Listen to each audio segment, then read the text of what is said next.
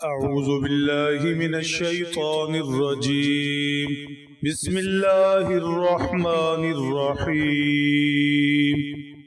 إلا الذين تابوا من بعد ذلك وأصلحوا فإن الله غفور رحيم. إن الذين كفروا بعد إيمانهم ثم ازدادوا كفرا لن تقبل توبتهم وأولئك هم الضالون. إن الذين كفروا وماتوا وهم كفار فلن يقبل من أحدهم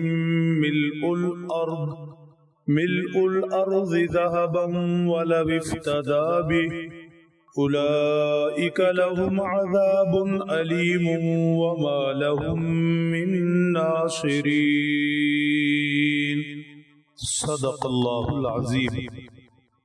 جو لوگ حق واضح ہو جانے دل سے نبی آخر الزمان حضرت محمد الرسول اللہ صلی اللہ تعالی علیہ وسلم کو سچا ماننے کے باوجود آپ صلی اللہ تعالی علیہ وسلم پر ایمان نہیں لاتے، آج تلاوت کی گئی ابتدائی آیت شریفہ میں انہیں توبہ کا رستہ دکھایا گیا. توبہ کا رستہ دکھایا گیا، چنانچہ ارشاد فرمایا اللہ کے عذاب سے وہی بچ سکتے ہیں کہ جو توبہ کر لے، سچی توبہ کر لے. سچی توبہ کا مطلب وَأَصْلَحُوا، اپنی اصلاح کر لے. جو غلط عقائد و نظریات اپنا رکھے ہیں وہ چھوڑ دیں، جو غلط روش اپنا رکھی ہے، غلط اعمال کر رہے ہیں، ان سب سے دستبردار ہو جائے، کامل کھرے سچے ایمان والے اعمال والے بن جائیں. فَإِنَّ اللَّهَ غَفُورٌ الرحیم، پھر بے شک اللہ بخشنے والے مہربان ہیں. سچی توبہ سے کفر تک مٹ سکتا ہے، برے اعمال سے خلاصی ہو سکتی ہے، اللہ بخشنے کے لیے تیار ہے. توبہ ہو، سچی ہو، لیکن موت سے پہلے جب موت کا وقت آ گیا تو اب کسی کی بھی توبہ قابل قبول نہیں. موت کا وقت آ گیا، موت کا منظر آنکھوں سے دیکھ لیا، اب توبہ کی گنجائش نہیں. اس سے پہلے توبہ ہے، بڑے سے بڑا کفر، بڑے سے بڑا گناہ معاف ہو سکتا ہے. چنانچہ ارشاد فرمایا ان الذین کفروا بعد ایمانہم ثم ازدادوا کفرا لن تقبل توبتهم. جو لوگ ایمان لانے کے بعد کافر ہوئے، چونکہ شروع سے ذکر یہود و نصارہ کا ہو رہا ہے تو وہی مراد ہیں. ان لوگوں نے حضرت صلی اللہ تعالی علیہ وسلم کو دل سے سچا نبی مان لیا، گویا ایمان کا ایک حصہ پا لیا، حق ان پر واضح تھا، پھر انہوں نے کفر کا رستہ اختیار کیا. سر فہرست یہ لوگ مراد ہیں یہود و نصارہ.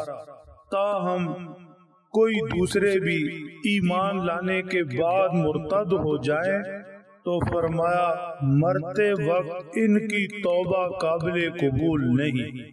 مرتے وقت ان کی توبہ قابل قبول نہیں. فرشتہ جان لینے آ پہنچا، زندگی ساری حق کا انکار کرتے گزری، حق والوں سے عداوت رکھتے گزری، اب ان کی توبہ قابل قبول نہیں. فرعون نے جب موت سامنے دیکھی تو کہا آمنت برب موسیٰ و ہارون، اب میں موسیٰ اور ہارون کے رب پر ایمان لایا. جس رب پر ایمان کی دعوت موسیٰ اور ہارون علیہم السلام دیتے رہے، اب میں اس رب کو رب قبول کرتا ہوں، تو اس کی توبہ قابل قبول نہیں ہوئی۔ ایسے یہ لوگ بھی جو ایمان لانے کے بعد، حق واضح ہو جانے کے بعد کفر پر جیتے رہے، اب مرتے وقت ان کی توبہ قبول نہیں کی جائے گی۔ وَأُولَئِكَ هُمُ الضَّالُّونَ، یہ لوگ گمراہ ہیں، گمراہی پر جیے، گمراہی پر مر رہے ہیں، انجام بھی ان کا گمراہوں والا ہوگا۔ میرے محترم دوستو، ایمان بڑی نعمت ہے، ایمان بڑی دولت ہے۔ لوگ دنیا کے پیسے دولت والوں کو سرمایہ دار کہتے ہیں۔ سرمایہ تو وہ ہوتا ہے جو مشکل وقت کام آئے۔ ایمان مشکل وقت کام آئے گا۔ جس کے پاس ایمان ہے وہ سرمایہ دار۔ دنیا کے پیسے دولت کی کوئی حیثیت نہیں، ایمان نہیں تو کسی چیز کی بھی کوئی حیثیت نہیں۔ چنانچہ ارشاد فرمایا، ان الذین کفروا وماتوا وهم کفار فلن يقبل من احدهم ملء الارض ذهبا ولو افتدى به۔ جو لوگ کافر تھے، کفر پر مرے، اگر ان لوگوں کے پاس زمین بھر سونا موجود ہو، دوسرے مقام پر فرمایا اس سے دگنا چگنا موجود ہو، اور یہ فدیے میں دے کر اپنی جان چھڑوانا چاہیں، تو دنیا بھر کا سونا، دنیا بھر کی دھن دولت لے کر انہیں عذاب سے نجات دینے والا کوئی نہیں ہوگا۔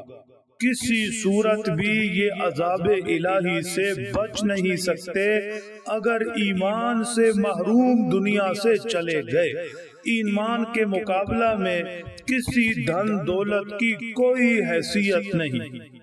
اولئک لہم عذاب علیم، ان لوگوں کا مقدر دردناک عذاب ہے، دردناک عذاب۔ ایمان سے محروم دنیا سے گیا، سیدھا جہنم میں جائے گا، اور عذاب ایک طرف رہا، جہنم اس کی آگ، ساری شکلیں ایک طرف رہیں۔ اس سے بڑا عذاب یہ ہوگا کہ بے بس ہوگا۔ وما لہم من ناصرین، بے بسی اتنی ہوگی کہ کوئی حامی مددگار نہیں ہوگا، بے یارو مددگار عذاب کے الہی کے اندر پڑا رہے گا اور اسی میں جلتا رہے گا۔ ایمان دنیا سے لے جائیں، یہ سب سے بڑی دولت ہے جو ساتھ لے گئے۔ ایمان سے محروم دنیا سے گئے تو سارا کچھ تو دنیا میں رہ گیا تھا، بالفرض پاس بھی ہوتا تو نجات ممکن نہیں تھی۔ بہرحال توبہ چاہیے۔ کسی قسم کے اعمال پر بھی جی رہا ہے، کسی قسم کے نظریات پر جی رہا ہے، اصلاح کرے، سچی توبہ کرے۔